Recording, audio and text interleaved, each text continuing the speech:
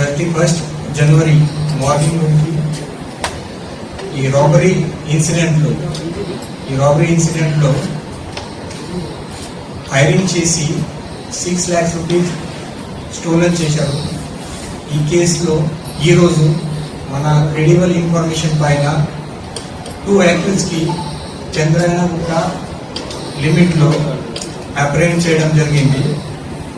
ఈ accused person పేరు Furqan Ahmad, 36 years old, Pahansu, Saharanpur district of Uttar Pradesh. And second accused Mohammad Tayyab Tyagi, 30 years, అది Shaheen Nagar, Budhana tehsil, Muzaffar district, UP నుంచి. ఇద్దరు అక్యూజ్ కూడా యూపీ నుంచి ఉన్నారు. ఇంకా ఈ కేసులో 5 అక్యూజ్ ఇన్వాల్వ్మెంట్ ఉంది. వాళ్ళ పేరు ఫహీమ్ అహ్మద్, తర్వాత నౌషాద్, ఆబిద్, దానిష్ త్యాగి అండ్ మొహమ్మద్ మత్లూబ్. సో అందరూ టోటల్ 7 person ఇన్వాల్వ్ అయి ఇది రాబరీ కేసు చేయడం జరిగింది.